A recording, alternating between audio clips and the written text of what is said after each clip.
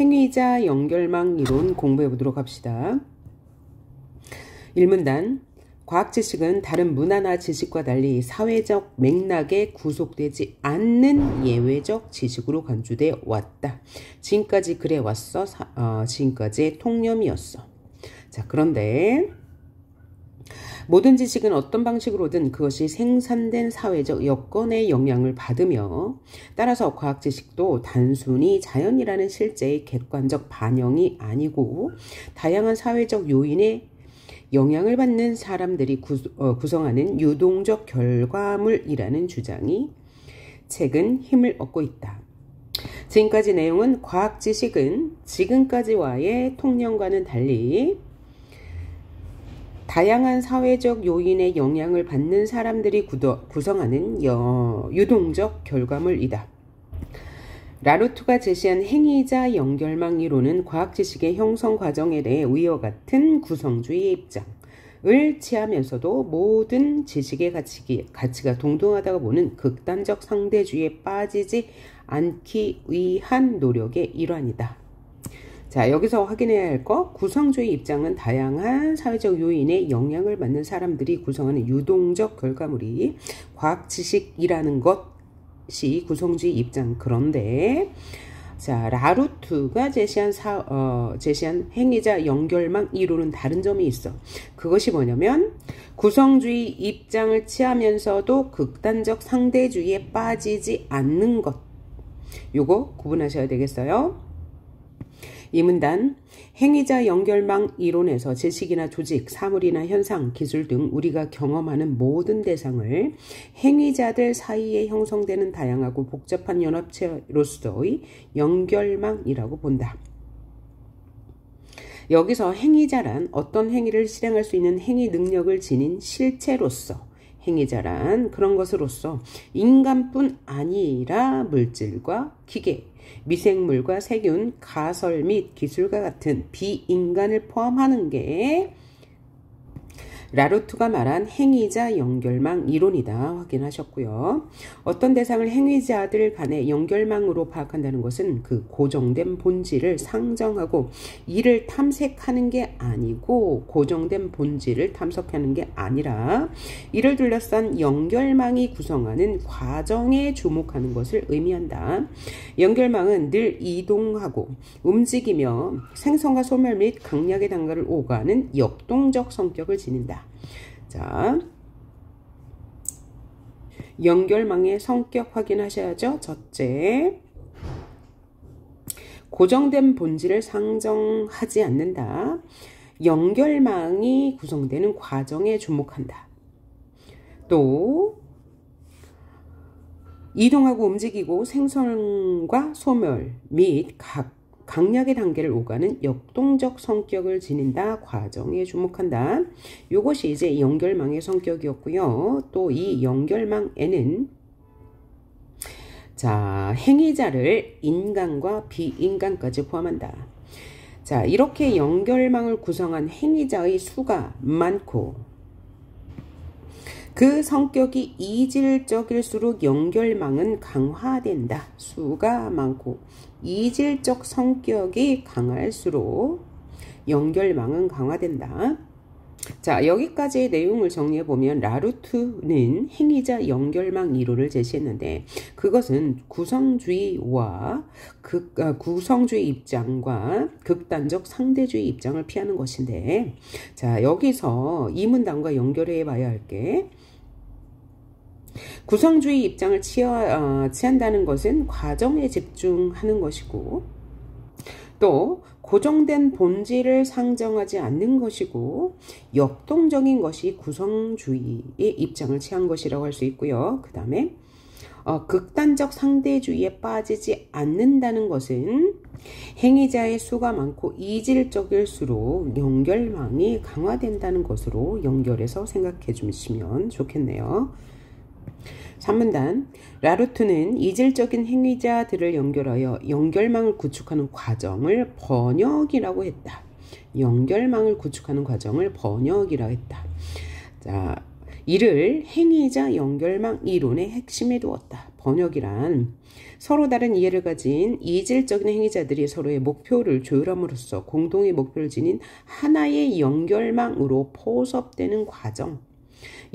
번역의 주체가 되는 행위자는 반드시 인간으로 한정하지 않는다. 아까 이 문단에서 비인간도 행위자로 포섭한 것과 같은 거네요.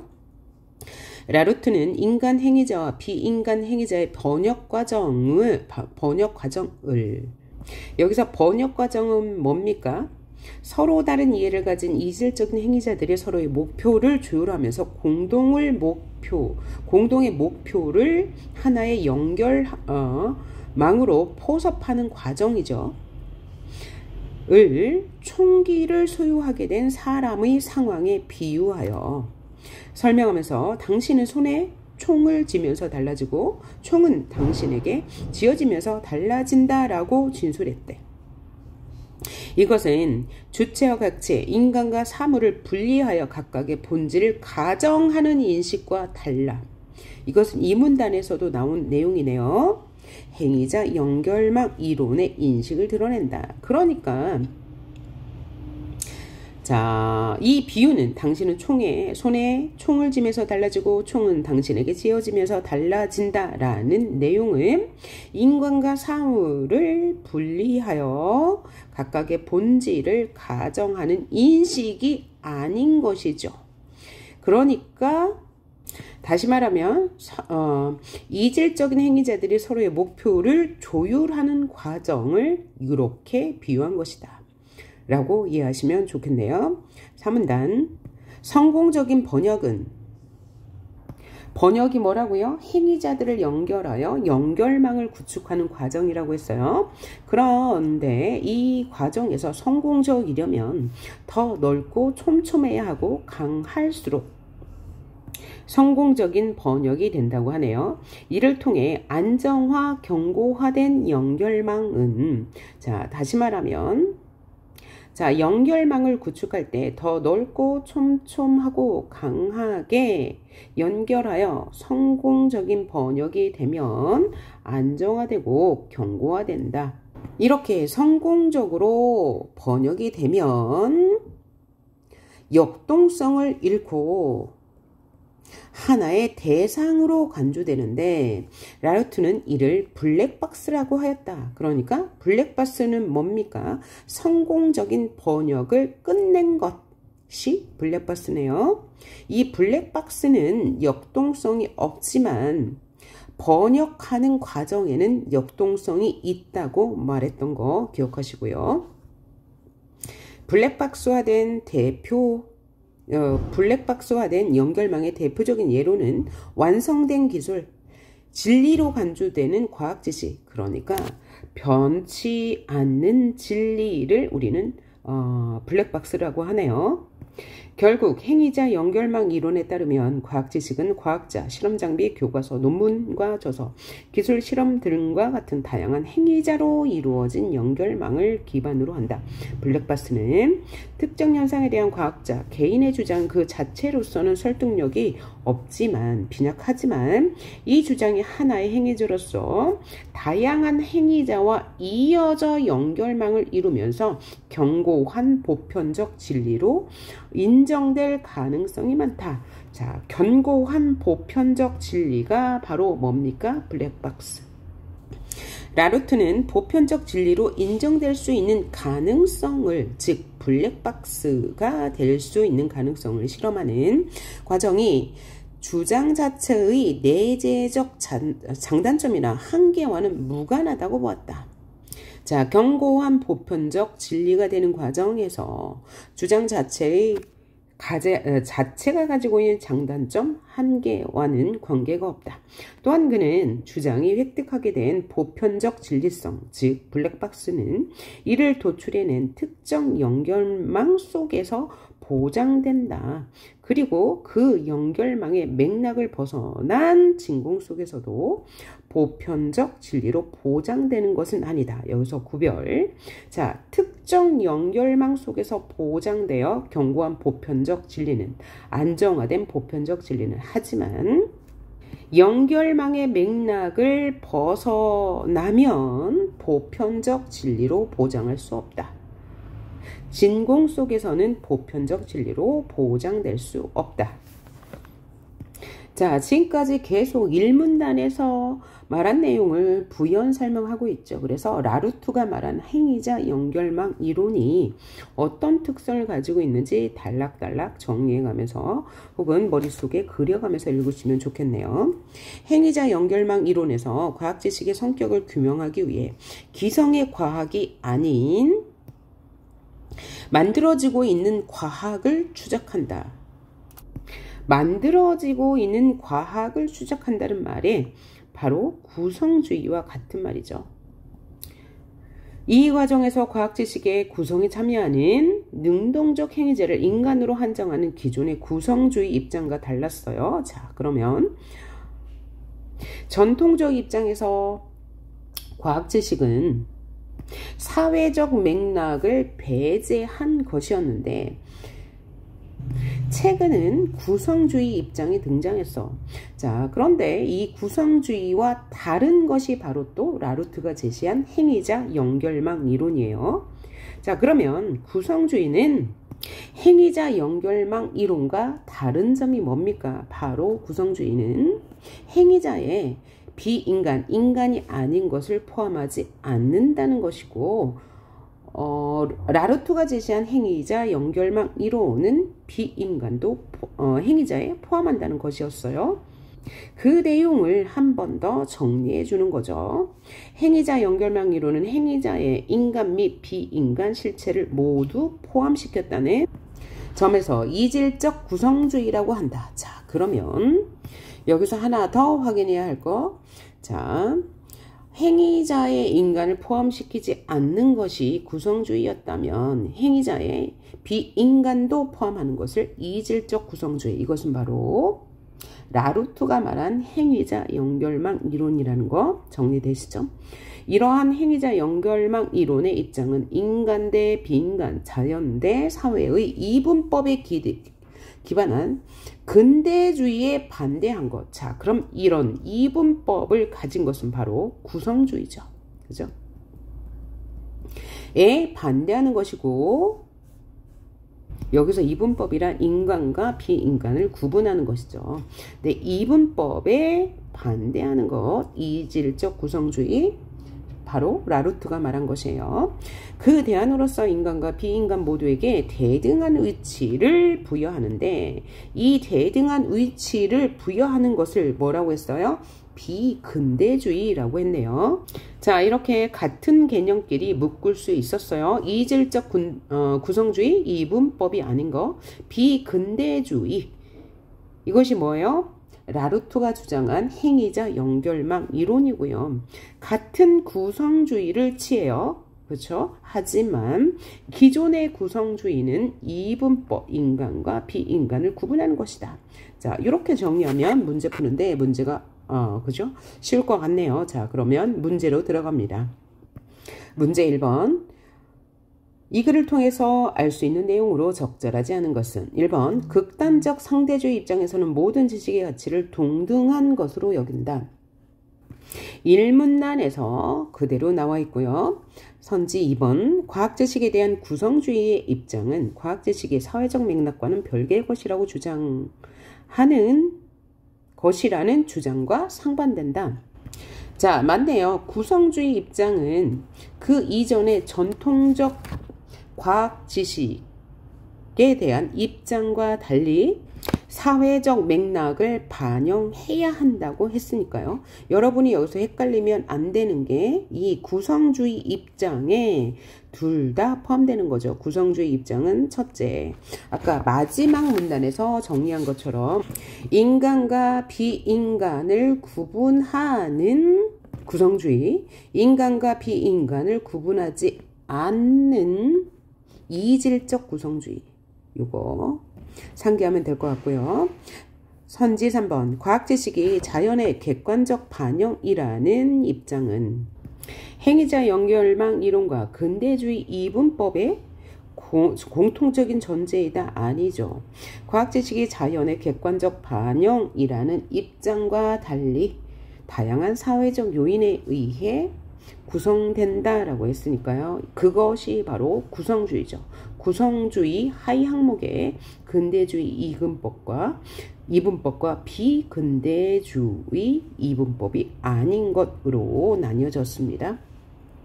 선택지 4번. 과학 지식이 다양한 사회적 요인에 의해 영향을 받는다고 보는 행위자 연결망 이론과 기존의 구성주의는 공통적인 입장이죠.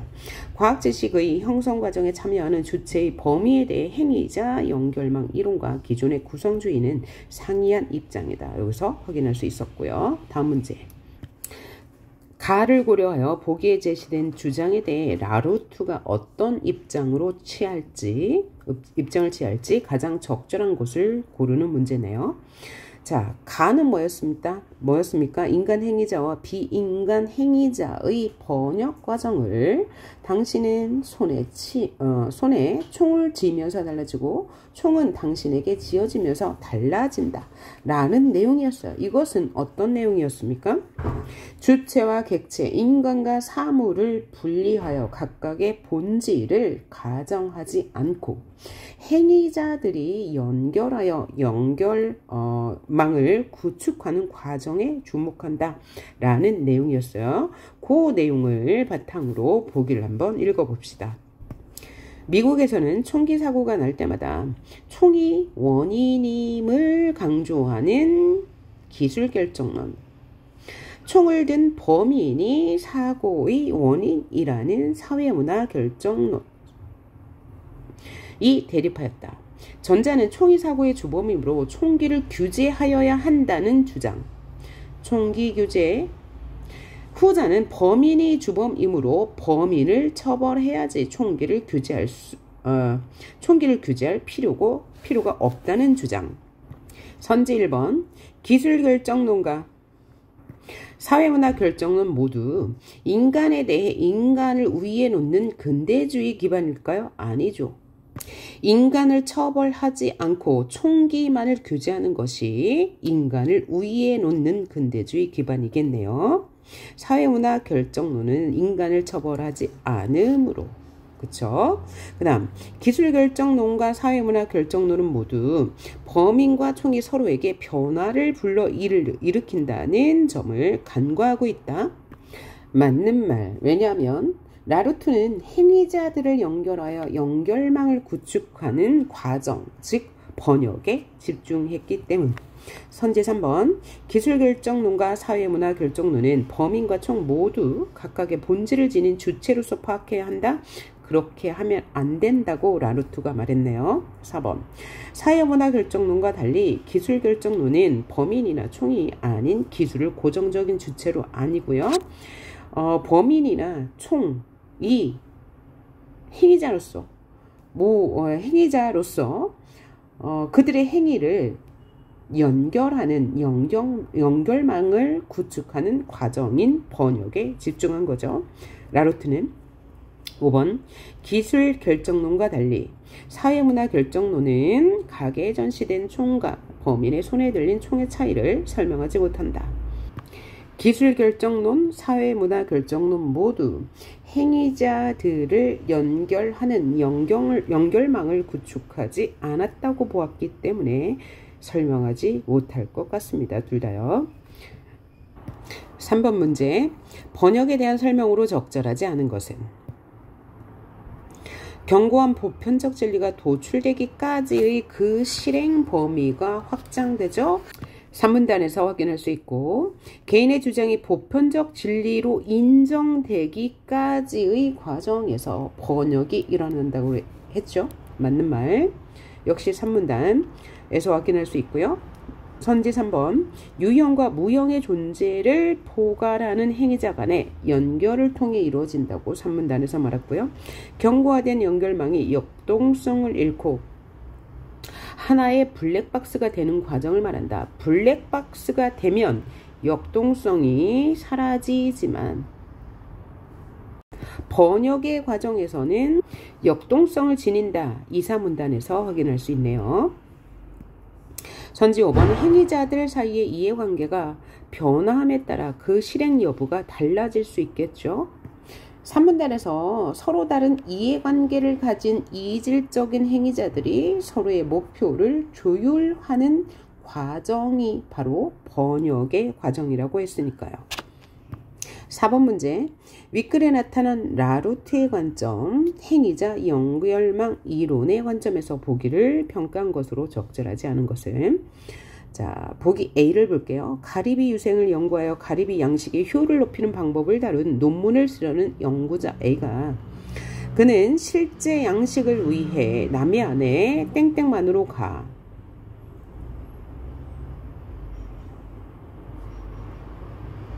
그 지역 어부들에게 협조를 구했다.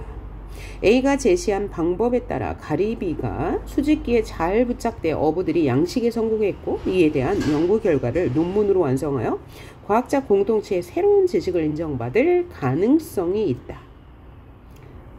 이것이 실현되면 더 많은 어부가 A의 방법을 통해 가리비 양식에 참여하게 될 것이다.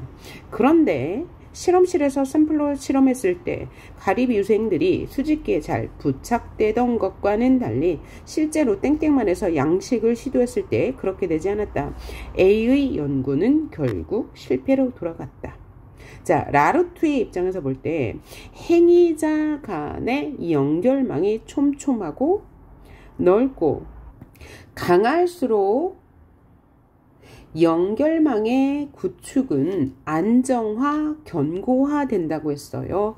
이렇게 안정화, 견고화된 연결망을 우리는 블랙박스라고 했죠. 자, 그러면 여기는 지금 블랙박스에 실패한 사례가 되겠네요. B를 봅시다. 파스텔에는 발효를 촉진하는 미생물을 발견하여 젖산 발효 효모라 명명하고 발효의 과정을 과학적으로 규명하였다. 파스텔르는 발효균이 그 기질과 존재를 드러내는 것을 돕고 발효균은 파스텔르가 명성을 획득하는 것을 도왔다. 그래서 블랙박스가 성공하였다. 자, 그러면 라투르의 입장에서 파스텔르는 행위자 간의 연결망 구축을 잘 하여서 블랙박스가 성공하였다고 말할 수 있겠네요. 자, 그럼 선지 1번 봅시다. A에서 연구자 A의 연구가 실패한 것은 그가 제시한 방법에 내재된 한계로 인해 연결망 구축이 일어나지 않았기 때문이다. 4분단에 따르면 내재된 장단점이나 한계와 무관하게 보편적 진리를 획득한다. 즉 블랙박스를 성공한다고 이야기했으니까 아닌 선지 2번. A에서 연구자 A의 방법에 따라 양식에 성공함으로써 더 많은 어부가 같은 방법을 사용하게 된다면 이는 연결망이 강화되어서 블랙박스가 성공한 것이다 라고 할 수 있겠죠. A에서 연결망을 구축하는 행위자에게 연구자 A와 그가 제시한 방법, 가리비 유생, 땡땡만 어부들은 다 행위자에 포함되죠.